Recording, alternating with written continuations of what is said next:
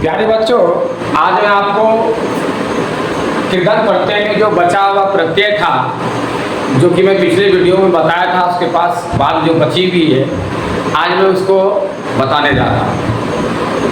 आप ध्यान से सुनेंगे, समझेंगे तो समझ में आ जाएगा, क्योंकि इससे संबंधित कई प्रश्न पूछा जाता है और ये अनुवाद में भी प्रयोग में आता है। आप यदि इस पर ध्यान देंगे, समझेंगे तो ये उपयोगी है, नहीं तो फिजूल है। समझ गए? समझिए इसको। जो संस्कृत पढ़ने वाले विद्यार्थी हैं उसके लिए अनिवार्य है, और जब तक पढ़िएगा, जहाँ तक पढ़ेगा, हर जगह इससे भेंट हो। ये समझ में ध्यान दीजिए, ध्यान दीजिए। आइए मैं शुरू करता हूँ पहले ल्यूट प्रत्यय से।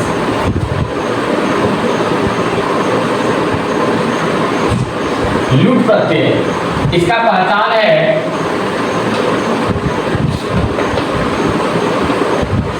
नम से अंत होने वाले प्रत्यय को ल्यूट प्रत्यय कहते हैं। नम से अंत होने वाले प्रत्यय को हम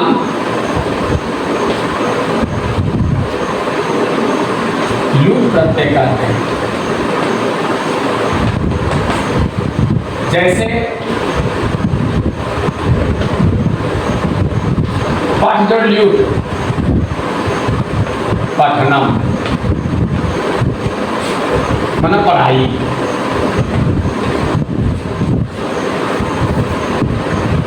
गम जोड़ ल्यूट, गमनम।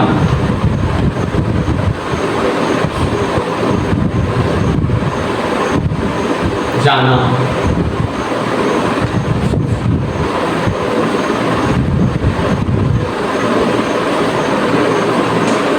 लूट, लेखनम।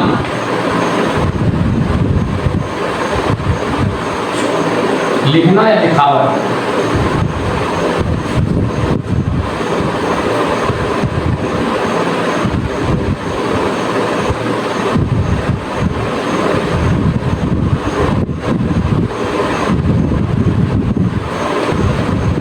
खाद्य, खादनम माने खाना।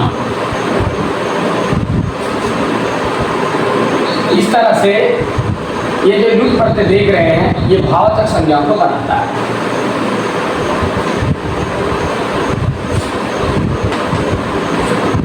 ये जितना देख रहे हैं भाववाचक संज्ञा को हल करता है। ठीक है, हिंदी में जब इसका अनुवाद आएगा करने के लिए, तो उसमें हम कैसे इसको प्रयोग करेंगे सीख लीजिए।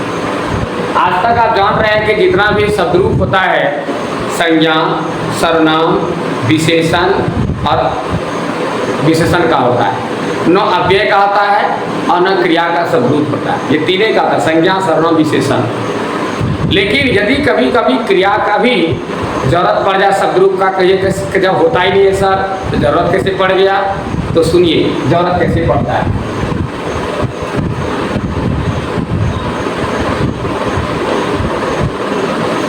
उसकी पढ़ाई अच्छी है। उसकी कथा से लिख दिए, पढ़ाई है, भाववाचक संज्ञा है, पढ़ना। अच्छी का शोभना, अस्थि। हल हो गया। ये सरल सी बात बताया मैं, ठीक है। और बता रहा हूं,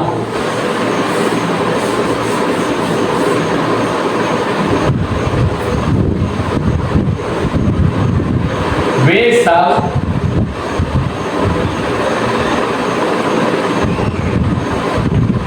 पढ़ने में मंद है या तेज है। वे सब पढ़ने में तेज है। अब देखिए, पढ़ना जो क्रिया है, इसमें चिन्ह लगे, विभक्ति चिन्ह। बोलिए, जब विभक्ति चिन्ह लगा हुआ है तो विभक्ति चिन्ह का समाधान तो बिना शब्द का होता नहीं है। अब बताइए क्या होगा। इसके लिए आपको क्या करना होगा, इसका शब्द पढ़ना। तो धातु तो पढ़ हुआ, और धातु का तो धातु रूप होता है, शब्द रूप तो होता नहीं है। तब क्या करेंगे, तब इसी में वही ल्यूट प्रत्यय लगाना होगा। इसको बनाना होगा, ये पठ से ल्यूट पढ़ना। ये नपुंसक लिंग तैयार होता है। क्या लिखिएगा, जैसे लुट प्रत्यय लगाएंगे इसे जो शब्द बनेगा, ये सारा शब्द जितना मोर हल्ला है सब नपुंसक लिंग बनेगा। जब नपुंसक लिंग बन गया तो नपुंसक लिंग का शब्द रूप क्या होता है? फलन। क्या होता है? फलन। फलम विचारण, फलम फले फलानी, फलम फले फलानी प्रथम द्वितीया की होता है, तृतीया से मोह हटाकर हम बालक होगा। ठीक उसी तरह इसका अनुवाद बनाने के लिए वही करना होगा कि वे सब आप पढ़ने में, तो पढ़ना में पढ़ाई हुआ, इनका सप्तमी व्यक्ति में लगाना में अधिकरण का सप्तमी व्यक्ति है, ठीक है। कर्ता ने कर्म को करण से संप्रदान को के लिए आपादान से संबंध का के अधिकरण में पर सप्तमी है, तो सप्तमी में आपको पढ़िएगा तो बाल के शुद्ध बाल के हुआ उसी तरह आ जाएगा पठने, क्योंकि मोह हट जाएगा, पठन में मोह हटेगा, पठने बाल के पठने, ते पठने वे सब पढ़ने में। अब देखिए तो यहाँ बहुवचन है इसलिए इसको बहुवचन करना होगा, बाल के सु पठने सु वे सभी पढ़ने में क्या है? तीव्रा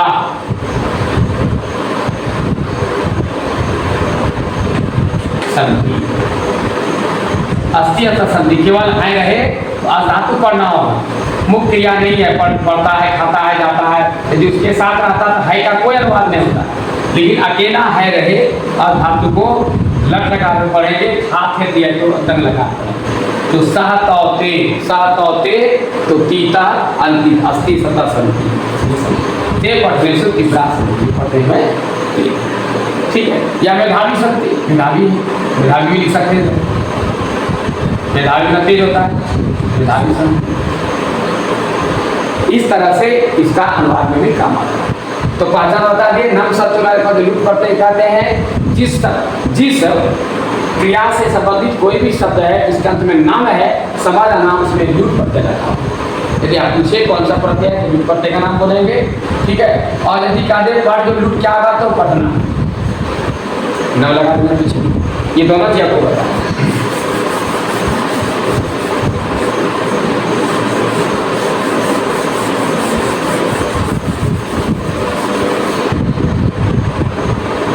अब देखिए नमूल,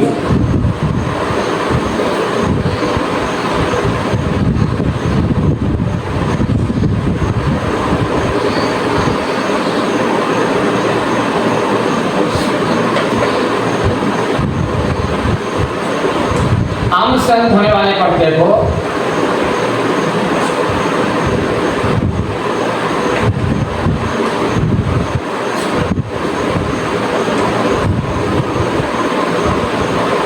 हम नमूल प्रत्यय करते हैं।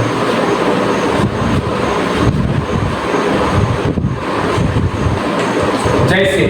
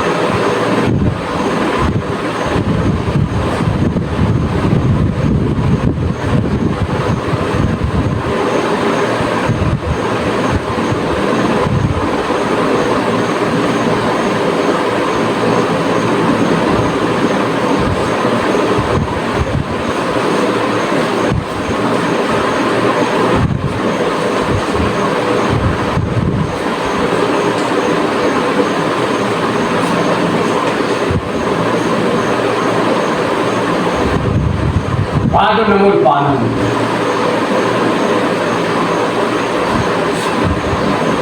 बीज और रम जो नमूल विरामा,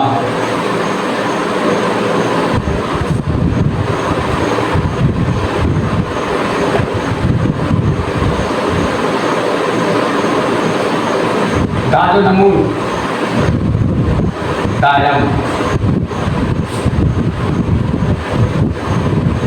श्रु जो नमूल श्रावण,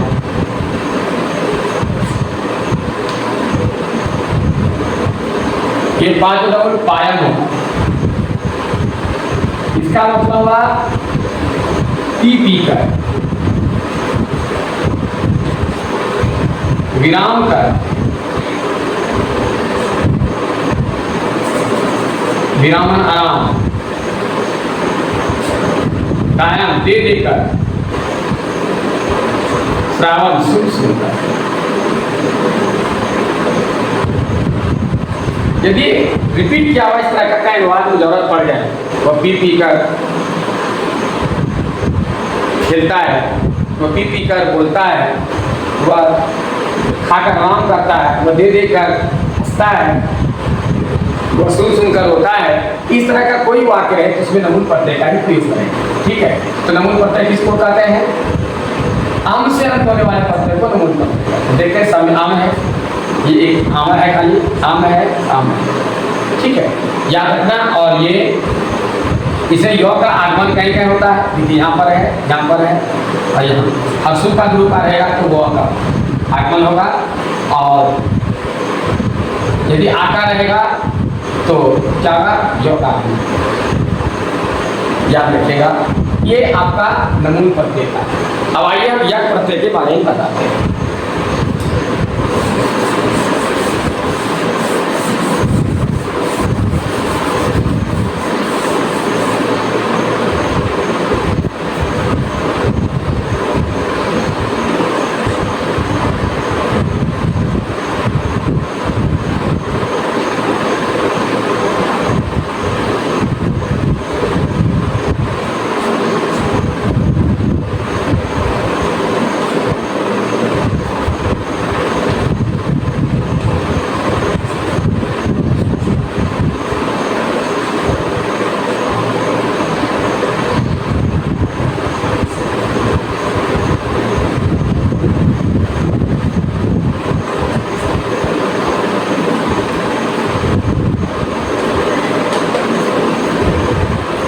बच्चों, इसमें यक प्रत्यय जो है आत्मनेपदी तथा प्रेरणार्थक क्रिया बनाने का काम में आता है।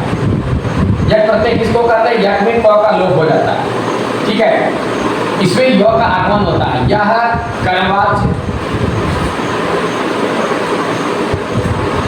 तथा भाववाच्य वाक्यों को बनाने में काम में आता है। क्रिया को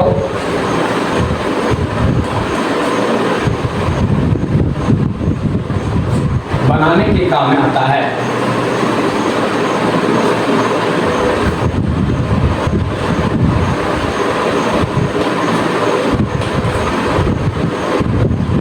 जैसे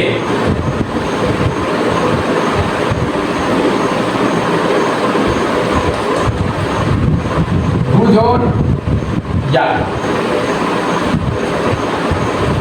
भूयते।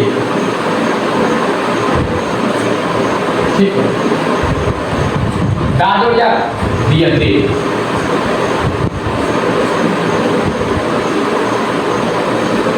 बस जोड़ या चते।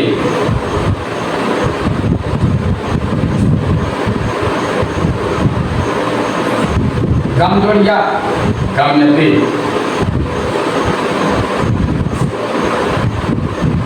भूयते मतलब हुआ जाता है।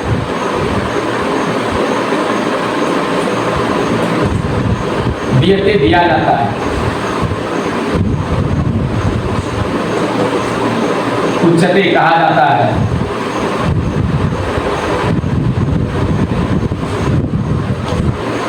गम्यते भेजा जाता है।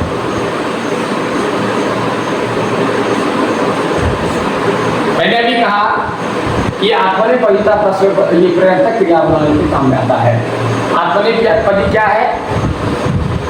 जो अपने के लिए होता है, आत्मनेपद धातु। ठीक है, आत्मनेपद जैसे आत्मनेपद धातु क्या हुआ कि जैसे पठ बना पढ़ना, पठती पढ़ता है।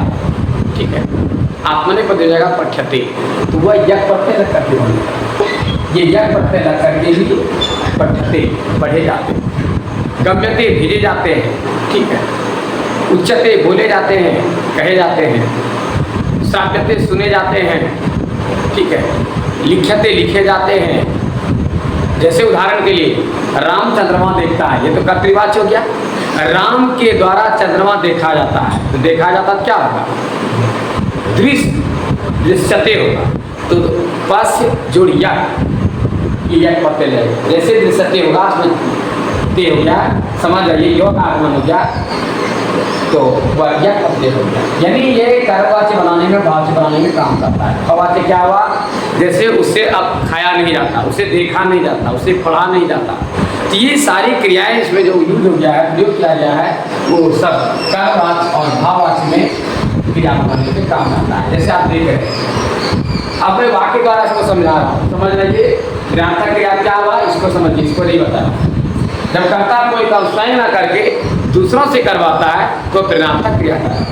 यहाँ प्रेरणा दे रहा है, क्या कह रहा है? पढ़ता नहीं है, पठ जोड़िया पठते, ठीक है, पठ जोड़िया पठते, पढ़े जाते हैं, ठीक है, पढ़ता नहीं है, पढ़े जाते हैं, ठीक है। और ये तो स्पष्ट नहीं हुआ, पढ़े जाते हैं, लेकिन यहाँ देखिए गम माना जाना होता है, खुद जाता है, रीत करने पे क्या भेजा जाता है, खुद नहीं जा रहा है, उसको भेज रहा है। इस तरह से पश्यति देखता है, दृश्यते दिखाया जाता है, तो हम नहीं दिखाते हैं, दूसरे को दिखाया जा रहा है। इस तरह से जब कर्ता स्वयं ना करके दूसरे से करवाता है वो प्रेरणात्मक क्रिया। और प्रेरणात्मक क्रिया जितना हिंदी में है सब यक प्रत्यय लग करके उसका समाधान होता है। यक और नी इसका भी प्रयोग होता है, इसको बताएंगे हम, ठीक है। यक प्रत्यय के द्वारा जो है इसका हम प्रयोग करते हैं, इसी से तैयार होता है, इसको समझना है। और आगे मैं बताता हूँ।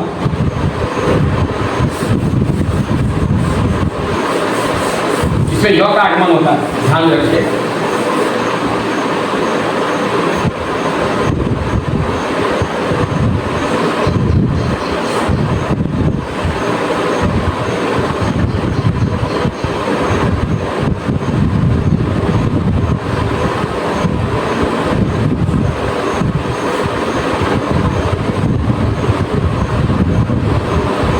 ये भी आत्मनेपदी और कर्मवाच्य बनाने के काम में आता है। देखिए बीज प्रत्यय जो है ये भी आत्मनेपदी बनाता है। इसको छोड़िए, आत्मनेपदी को नहीं बल्कि इसको प्रयार्थक में सिर्फ लाइए।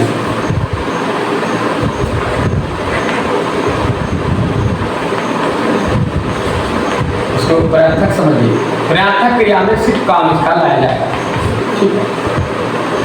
या तो उसके काम आगे प्रयार्थक में, देखिए जैसे कि अभी आपने देखा था गम जोड़िया गम्यते था,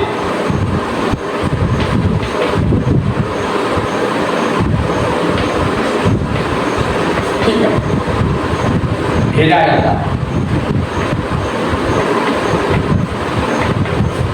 अभी वही गम में हम क्या है निज प्रत्यय लगाएंगे तो क्या होगा?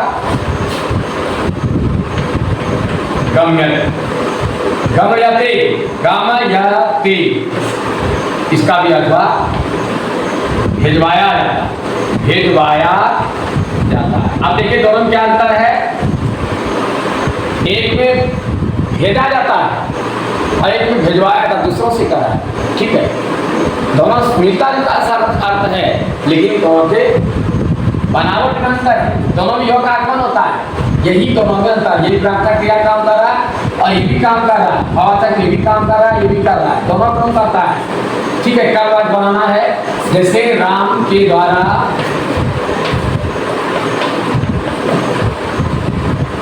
चंद्रमा चंद्रमा देखा जाता है,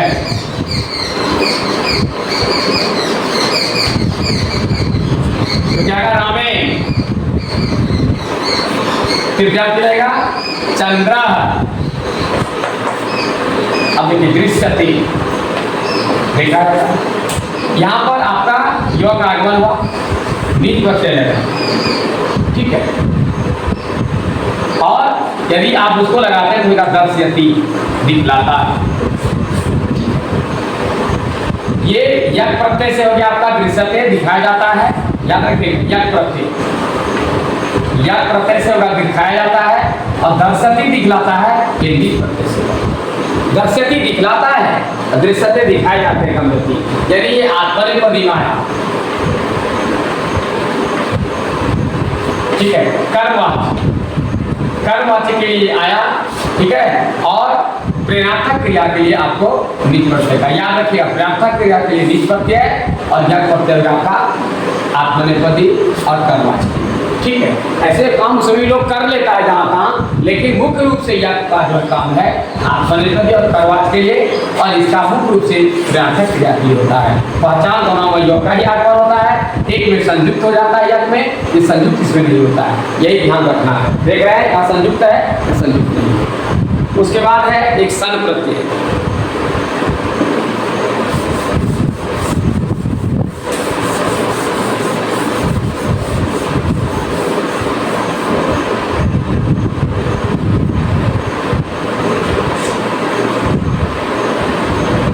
बच्चों सन प्रत्यय में क्या आता है, ये नौ लोप हो जाता है, स्व का आगमन हो जाता है। जैसे इसका मूल से कोई पहचान है नहीं, लेकिन इसको ध्यान से समझना है, ठीक है ना, तो समझ में आ जाएगा। पाद और सन तो क्या का पी पा सत्यति, यानी इसका क्या हुआ, पीना चाहता है।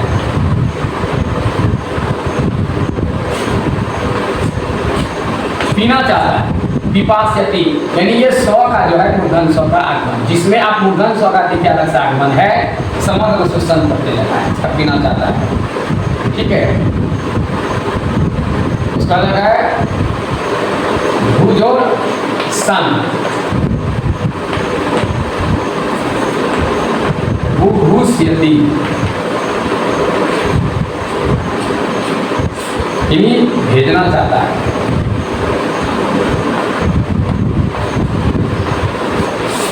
ठीक है, इस तरह से इसमें स्व का आगमन, मूर्धन स्व का आगमन होता है, ठीक है। इस तरह से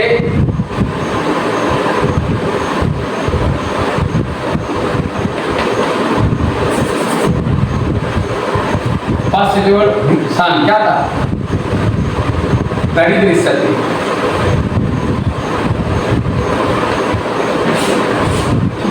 इस तरह से यहाँ तालिब सा हो जाता है, 500 है। इस तरह से आपका क्या आता है, सन प्रत्यय का प्रयोग होता है। और ये उतना इंपॉर्टेंट नहीं है, लेकिन फिर भी मैं आपको बताया। आज ये कृदंत प्रत्यय आपका समाप्त होता है। अगले दिन फिर तद्धित प्रत्यय के बारे में अगले वीडियो में बताऊंगा। तब तक के लिए मुझे इजाज़त दीजिए।